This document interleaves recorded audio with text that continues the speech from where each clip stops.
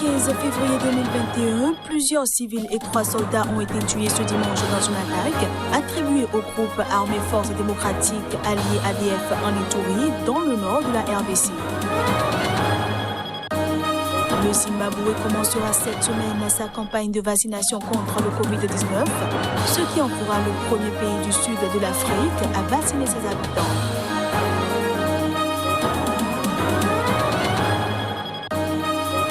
Et puis, un peu plus de 3 semaines après la passation de pouvoir avec Joe Biden, le Congrès américain a acquitté samedi Donald Trump à l'issue de son deuxième procès en destitution.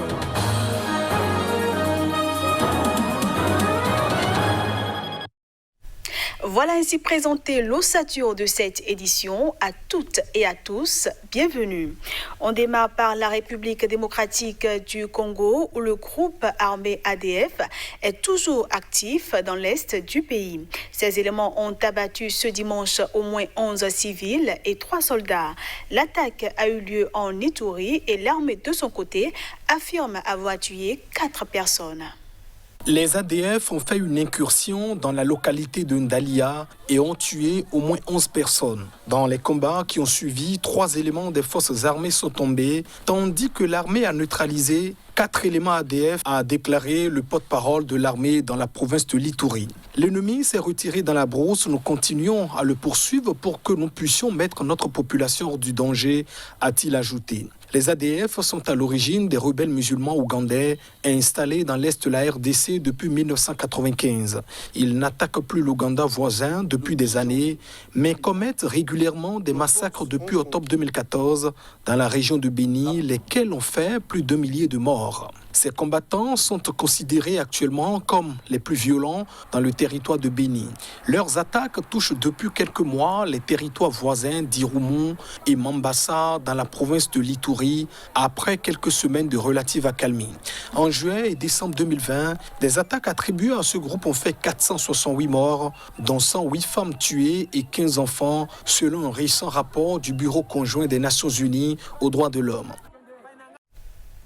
Au Nigeria, le petit groupe de protestataires arrêtés lors d'un rassemblement au péage de Lekki à Lagos, demandant justice pour les victimes de la fusillade d'octobre, ne sont plus aux mains de la police. Ils ont tous été libérés sous caution. Plus de précisions à travers ce reportage. Moins de 24 heures après leur arrestation, ils ont tous recouvré leur liberté. Eux, ce sont ces manifestants privés de liberté samedi à Lagos alors qu'ils tentaient de se rassembler pour demander justice aux victimes de la fusillade d'octobre. Libérés, ils l'ont été juste après le paiement d'une caution de 100 000 naira, soit environ 215 €, mais restent poursuivis pour atteinte à l'ordre public et violation des mesures Covid-19. Dans un premier temps, 27 manifestants ont été libérés, puis les 13 restants, quelques heures plus tard, avaient déclaré l'activiste Feyikemi Aboudou sur Twitter. Ces protestataires avaient été arrêtés par la police samedi dans la matinée alors qu'ils tentaient de se rassembler sur le péage de Lekki à Lagos. C'est sur ce site emblématique que le 20 octobre dernier, les forces de sécurité avaient tiré sur une foule rassemblée pacifiquement, tuant au moins 10 personnes selon Amnesty International. En octobre, ce jour-là, plusieurs grandes villes du pays le plus peuplé d'Afrique avaient été secouées par une vague de manifestations, de protestations réclamant le démantèlement d'une unité de police, la brigade spéciale anti-vol, SARS, accusée de multiples exactions. Après ces événements, une commission de justice spéciale avait été mise en place par l'État de Lagos pour enquêter sur les accusations de brutalité policière et sur la répression des manifestations. Mais depuis le début de l'année, l'enquête sur la répression qui avait suscité beaucoup d'espoir est au point mort. Convoqués à 3 reprises, les principaux responsables de l'armée, accusés d'avoir ordonné les tirs sur les manifestants, ne se sont plus présentés devant cette commission et ne semblent visiblement pas être inquiétés. On reste au Nigeria où les habitants qui ne respectent pas les mesures sanitaires contre la propagation du coronavirus comparaissent devant un tribunal. Celui-ci est installé à ciel ouvert en plein centre-ville. La cour installée à Abuja a été créée par un décret pris par le président nigérian Muhammadu Buhari.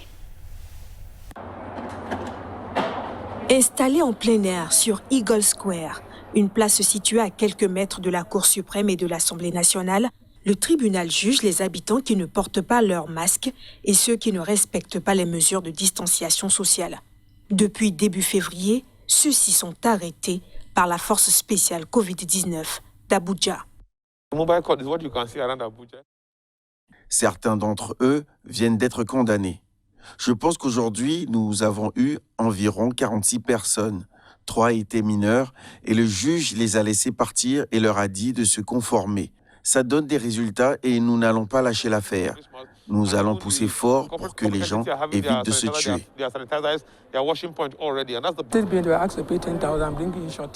Ils allaient être libérés sous caution. On leur a demandé de payer 10 000 naira et d'apporter une garantie. Mais ceux qui ont plaidé coupables de ne pas avoir porté correctement leur masque ont dû s'acquitter d'une amende de 2 000 naira, environ 4 euros. Le tribunal peut condamner les contrevenants à des travaux d'intérêt général et même à des peines de prison. C'est en janvier que le président Muhammadu Buhari a signé un nouveau décret prévoyant jusqu'à 6 mois de prison pour les personnes ne respectant pas les mesures édictées pour contrer le virus. Il faut dire que le pays le plus peuplé d'Afrique fait actuellement face à une seconde vague de l'épidémie. Il a officiellement enregistré 143 516 cas de coronavirus, dont 1710 morts, des chiffres qui seraient largement sous-évalués. De son côté, le Zimbabwe va commencer cette semaine sa campagne de vaccination contre le Covid-19, ce qui en fera le premier pays du sud de l'Afrique à vacciner ses habitants. C'est ce qu'a annoncé ce vendredi le ministère de la Santé. À ce jour, plus de 34 000 cas de contamination ont été enregistrés au Zimbabwe, dont 1380 décès. Mais ces chiffres sont considérés comme largement sous-évalués en raison d'une capacité de test insuffisante. Pour lutter contre cette pandémie, le pays reçoit dès ce lundi la première livraison de vaccins développés par la société chinoise Sinopharm. Un total de 800 000 doses seront donc livrées d'ici à mars, dont 200 000 offertes par le gouvernement chinois. Le vaccin sera immédiatement distribué dans toutes les provinces et tous les districts, a souligné le ministère de la Santé, ce qui fera du Zimbabwe le premier pays du sud de l'Afrique à vacciner ses habitants. Les travailleurs en première ligne, particulièrement exposés au risque de contamination, comme les employés des pompes funèbres, seront les premiers à recevoir l'injection. Le Zimbabwe a prévu un budget de 100 millions de dollars pour la vaccination contre le coronavirus, qui sera gratuite. Les autorités visent un objectif de 10 millions de personnes vaccinées, soit environ les 2/3 de la population. Sinopharm a annoncé en décembre que son vaccin était efficace à 79% et sûr, mais sans rendre public le détail des essais cliniques. Son taux d'efficacité contre le variant apparu en Afrique du Sud et détecté dans au moins 6 autres pays du continent n'a pas été révélé publiquement. Le gouvernement zimbabwéen a dit être également en négociation avec d'autres producteurs de vaccins et notamment pour acquérir des doses du vaccin russe Sputnik 5. En Guinée, 5 ans après la fin de l'épidémie d'Ebola, le pays est à nouveau déclaré en situation d'épidémie. L'annonce a été faite par le patron de l'agence sanitaire guinéenne, Sakoba Keita. Oui, Dr. Liz. La Guinée, à nouveau en situation d'épidémie à la fièvre hémorragique Ebola, après la confirmation de l'apparition du virus dans le sud-est du pays. À l'issue d'une réunion d'urgence à Conakry sous la coupole du docteur Sakoba Keita, en charge de l'Agence nationale de la sécurité sanitaire, la NSS, il est annoncé à la date du 14 février déjà 7 cas avérés, dont 3 décès. On a eu un de nos citoyens qui est tombé malade, malheureusement qui a succombé, dont les enterrements ont eu lieu à Bouéké à partir du 1er février. Et malheureusement, certaines personnes qui ont pris part à cet enterrement, quelques jours après, ont commencé à eu des manifestations de diarrhée, vomissement, saignement et de la fièvre.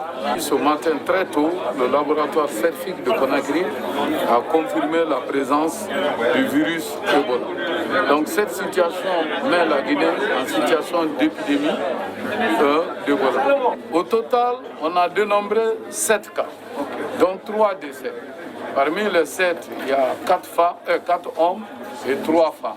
Et actuellement, il y a 3 qui sont isolés, 1 à Conakry et 2 à Zérékoui. Le pays est à nouveau en alerte 5 ans après la fin de la précédente épidémie. Il s'agit de la première résurgence signalée de la maladie en Afrique de l'Ouest, d'où était partie la pire épidémie de l'histoire du virus. En son temps, entre 2013 et 2016, on avait enregistré plus de 11 300 décès. Et puis hors du continent africain, le Congrès américain a acquitté samedi Donald Trump à l'issue de son deuxième procès en destitution. Un peu plus de 3 semaines après la passation de pouvoir avec Joe Biden, c'est une autre page qui se tourne aux États-Unis. L'ex-président Donald Trump a été acquitté samedi par le Sénat américain qui le jugeait pour incitation à l'insurrection à la suite des violences au Capitole le 6 janvier. C'est quand 7 sénateurs ont voté pour un verdict de culpabilité et 43 contre. La majorité des 2/3 nécessaires à la condamnation n'a donc pas été atteinte. L'ancien président républicain a immédiatement réagi en saluant la fin d'une chasse aux sorcières et a promis de continuer à défendre la grandeur de l'Amérique. Les démocrates voulaient voir Donald Trump reconnu coupable pour qu'il soit ensuite rendu inéligible. Pour eux, l'ancien président américain est le responsable principal des événements du 6 janvier, lorsqu'une foule de ses partisans en colère avait envahi le Capitole au moment où le Congrès américain s'apprêtait à confirmer sa défaite face au démocrate Joe Biden. 5 personnes avaient perdu la vie lors de ces violences. En Floride, des partisans de Donald Trump n'ont pas manqué de célébrer l'acquittement de l'ancien président à l'issue de son deuxième procès en destitution. Voilà qui vient mettre un terme à cette édition que je vous remercie d'avoir suivi.